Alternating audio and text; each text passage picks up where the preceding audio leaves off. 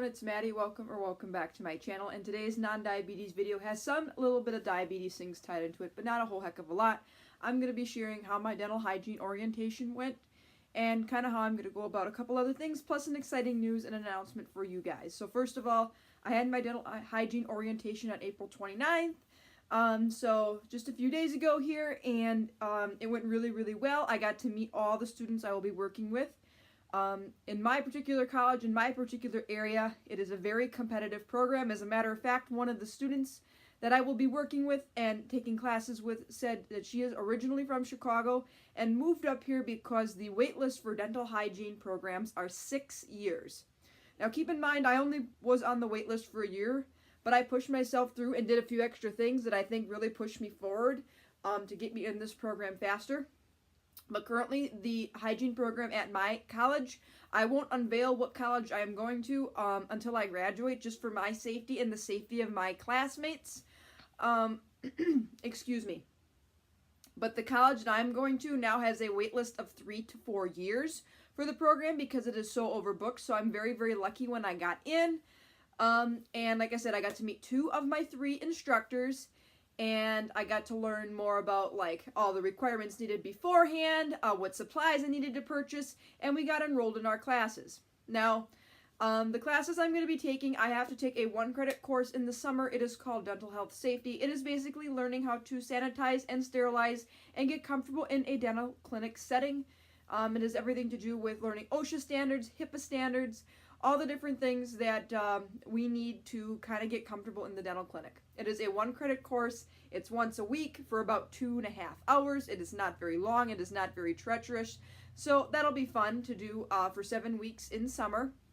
And then we have a month off in August, and then we start at the end of August and start with our first semester. First semester, I have to take radiography, which is learning how to take x-rays.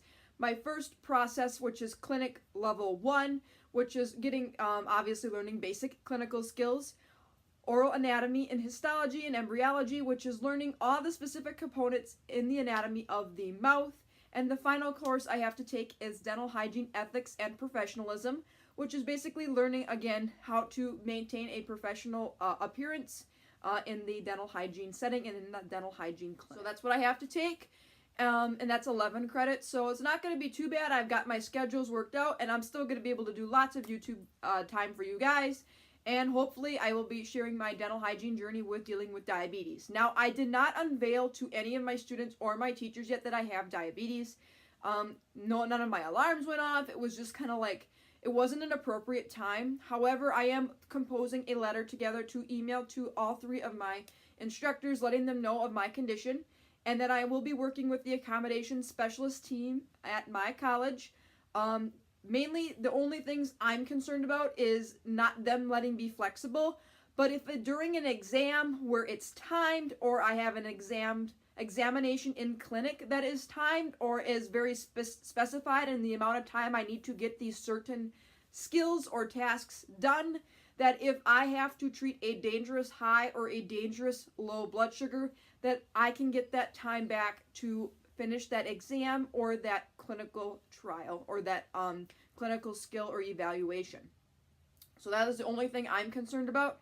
But however, having the Dexcom and the Omnipod here very shortly is going to make it very easy and convenient to just give myself insulin at the push of a button and check my blood sugar on my watch or my receiver. So that is going to be very easy that way. I don't think I'm going to have a lot of issues dealing with diabetes in the dental hygiene clinic and in the lecture halls. Now, before I went into my orientation, it was about 2 hours long, and we did a lot of sitting, a lot of listening, learning about what uniforms we needed to purchase, clinic shoes, instrument kits, extra like supplies, like we had to buy like safety glasses, one for ourselves and one for the patients we will be working on. We also needed to purchase red binders and specific pens so that when we chart in clinic that it is easy and color coded, with certain areas have to be marked red or blue or green, etc., etc. But before I went into my orientation, knowing that I was going to be sitting down, I took a unit of Humalog just to kind of balance my blood sugars out. And my blood sugars stayed stable between 120 and 140 the whole entire time. So I was very pleased with that level. It is not dangerous. I did not feel sick, nor was I at a risk of going low. I'm going to say this over and over again. It is easier to curb a blood sugar of 140 than it is to curb a blood sugar of 180 and feel like crap. Also, the level that I need to take at 180 is different than the level I need to take at 140, or the amount of insulin. So when you only are curving a blood sugar of 140, it really isn't that bad, and you're only curving with a small amount of insulin, so your risk of going low is minimal. I'm going to talk more about that. The tighter you keep your blood sugar, your risk of hypoglycemia is actually reduced. Or if you do have a low blood sugar, it might not be that severe. It might be in the 60s. Or, you know, kind of like the upper 50s, where it's not going to be dangerously low, where like you're shaking or ready to pass out, or stuff like that. So that is kind of how everything went that way. All the students and the professors I will be dealing with seem like very kind and nice people, which is going to be great. The course is over a period of 2 years. So if you don't know how I know all these biochemical and biology type things, a lot of the stuff that us dental hygienists have to take before we get into our program, and the courses we take in our program, are heavily science-based and are very, very similar to nurses, actually. Actually, they used to call dental hygienists dental nurses, I think, if I've read that correctly back from old articles. So I'm going to have a lot of knowledge of a nurse, just as much as I'm going to have a lot of knowledge of the dental field. So I know that there's growth and opportunity with me, and this is not an easy career and an easy program. It's rigorous. We have to find our own patients for our second, third, and fourth semesters in clinic. We have to meet so many clinical hours. We have to travel to certain dental clinics, especially when we get towards our second year. Learning to get comfortable in different clinical settings and dealing with different dentists and dental assistants and different dental secretaries, so that we're able to communicate and get things done and get patients treated as they need it. So this is going to be a very hands-on program, but obviously a lot of exams. The exams we have to take a clinical exam and a board exam at the end of our semester, along with being able to administer local anesthesia, which, yes, is injections of like Novocaine and all the different numbing agents in the mouth. They do require, at least in the state of Wisconsin, and I believe many other states do now require, that dental hygienists have to learn how to administer local anesthesia. And I also have to be able to administer and know the safety precautions and the safety protocols behind nitrous oxide, which, as you guys may know it better as the laughing gas. So I have to get very, very comfortable with that and do a lot of different things. So this program is not just easy peasy lemon squeezy. She's going for 2 years at a technical college. No, it's not. It is a rigorous program. I put over a year in general education and 2 or 3 different admissions exams and different things I had to complete in order to get on that wait list and in order to get accepted into the program. Dental hygiene is not an easy thing, but I do know once I complete this that I can practice as a hygienist, but I can also go back for a bachelor's degree and teach. And obviously with the skills I do have, I maybe could do something in the diabetes field. I don't know. I'm leaving the options open for me. I am young yet, and I'm starting at this level, knowing that I can always build my skill later, but also knowing that the career I have picked is going to be very, very good for me, good for my personality, and that there's not likelihood of anybody losing that career, because more and more people are now realizing the importance of oral health to your overall health, and more people are getting access to dental insurance, so they're able to get their teeth cleaned and have prophylaxis and radiographs exposed at least 2 times a year. So I hope this kind of gave you an idea of how it went. I'm super duper excited. I can't wait to get going with stuff. I've got a lot of my stuff finished. I just have to order my instrument kit yet. And obviously my dental health and safety class is only the other things I have to do. I have all my background check stuff done, which some of the other students didn't quite have done yet. Some of them didn't, some did. But it's not a full thing. As long as we have it all done by like when we start our first semester in fall, that's all fine.